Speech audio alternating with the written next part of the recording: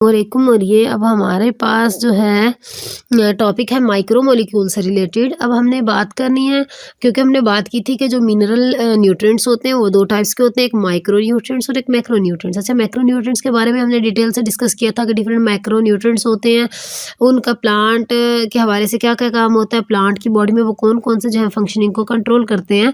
वो सारे macro nutrients हैं, वो ऐसे न्यूट्रिएंट्स हैं जिनको प्लांट को जिनकी लार्ज अमाउंट में ज़रूरत होती है। अब हम माइक्रो न्यूट्रिएंट्स के बारे में डिस्कस करेंगे। ये जो माइक्रो न्यूट्रिएंट्स है, इनकी प्लांट को कम मिकदार में ज़रूरत होती है, लेकिन हैं ये भी मिनरल न्यूट्रिएंट्स, ऐसे न्यूट्रिएंट्स जिनको प्लांट जो है वो सॉइल से ऑब्टेन करता है, प्लांट की बॉडी में खुद ब खुद नहीं बनते।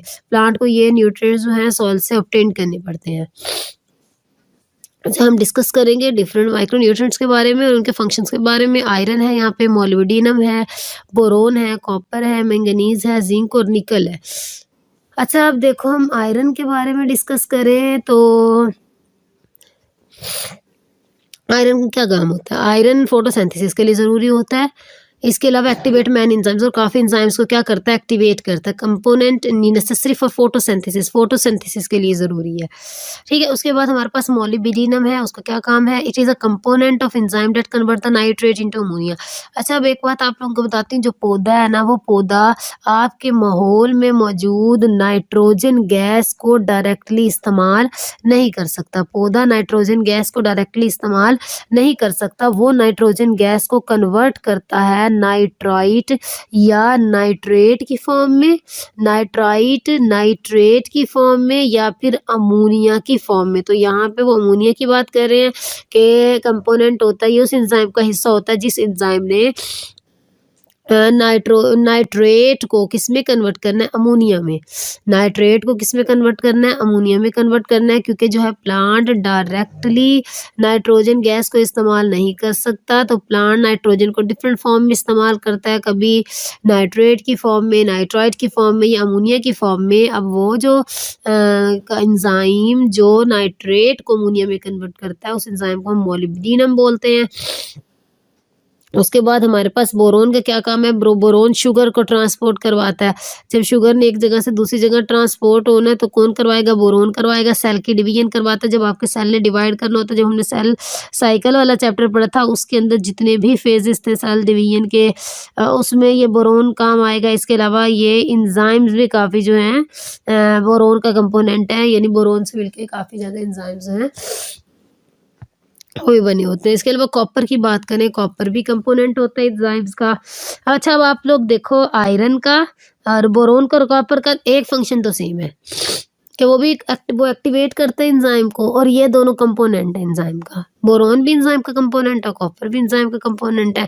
तो आप लोगों को इसी तरह याद रखने पड़ेंगे, जो फंक्शंस सेम हैं, एक डिफरेंट सब्सटेंसेस के जो फंक्शन एक है, उनका एक फंक्शन तो सेम ही हो जाएगा, और वो याद रख लेना कि इसका फंक्शन ये था और बाकियों का डिफरेंट है। इसके अलावा अगर हम मैंगनीज की बात करें तो मैंगनीज भी एक्टिवेट करता है एंजाइम को, और आयरन भी एक्टिवेट करता है एंजाइम को। ठीक है, और मैंगनीज किन एंजाइम्स को एक्टिवेट कर रहा है? ये उन एंजाइम्स को एक्टिवेट कर रहा है जिन्होंने फोटोसिंथेसिस करवानी है, रेस्पिरेशन करवानी है। यानी प्लांट की बॉडी में जब फोटोसिंथेसिस का प्रोसेस हो रहा है, और जब वैसे हमने बात की थी एंजाइम वाले चैप्टर में कि जितने भी मेटाबॉलिक रिएक्शंस होते हैं हमारी बॉडी में, वो under the control of enzymes होते हैं, वो एंजाइम्स कंट्रोल करवाते हैं। तो अब जो प्लांट की बॉडी में मेजर सेलुलर प्रोसेसेस जो हैं वो तो फोटोसिंथेसिस और रेस्पिरेशन है। ये जो फोटोसिंथेसिस और रेस्पिरेशन के दौरान जिन एंजाइम्स की ज़रूरत होती है, उन एंजाइम्स को activate involve in the activities of enzymes. तो उनकी एक्टिविटीज़ को कौन कंट्रोल करवाता है? उनको मैंगनीज कंट्रोल करवा रहा है, जिन्होंने फोटोसिंथेसिस या रेस्पिरेशन करवानी। अब जिंक जो है required in large number of enzymes.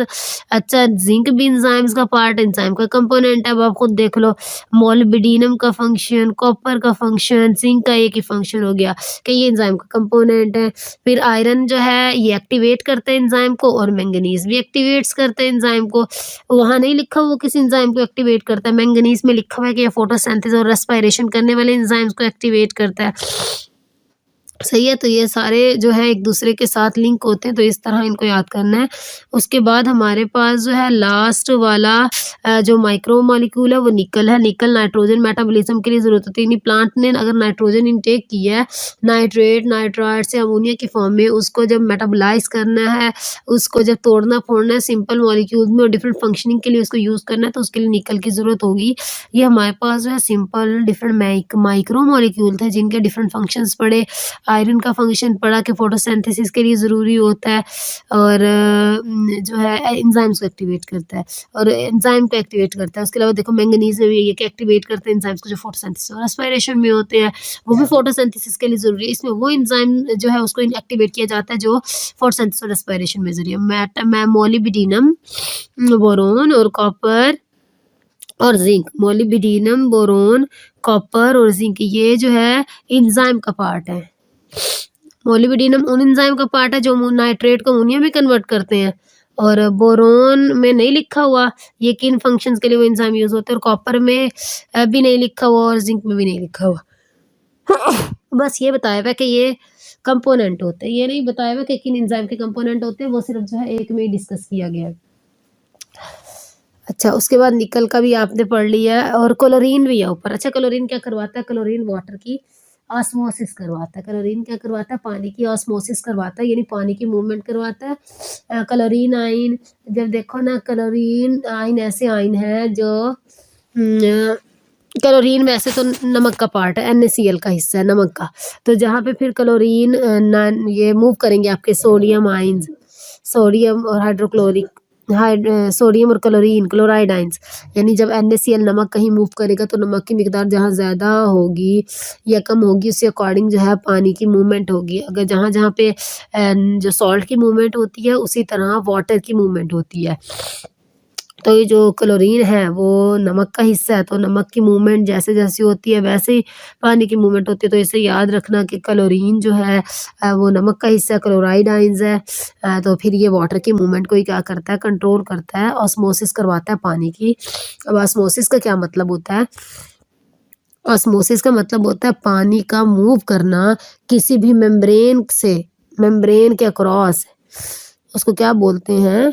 Osmosis बोलते हैं। फ्रॉम देखो ना, ये एक मेम्ब्रेन है, इस मेम्ब्रेन के क्रॉस अगर पानी मूव कर रहा है एक रीजन से दूसरे रीजन में, उसको क्या बोलते हैं? ऑस्मोसिस। अब पानी कहाँ से कहाँ मूव करता है? जहाँ पानी की अमाउंट ज़्यादा होगी वहाँ से जहाँ पानी की अमाउंट कम होगी वहाँ तक, या जहाँ सोल्यूट की अमाउंट कम होगी वहाँ से जहाँ सोल्यूट की अमाउंट ज़्यादा होगी। अगर पानी ज़्यादा है तो सोल्यूट क्या होगा? पानी ज़्यादा तो सोल्यूट कम होगा। तो पानी वहाँ से मूव करेगा जहाँ सोल्यूट कम है, वहाँ जाएगा जहाँ सोल्यूट क्या है? ज़्यादा है। तो क्लोरीन पानी की ऑस्मोसिस करवाता है।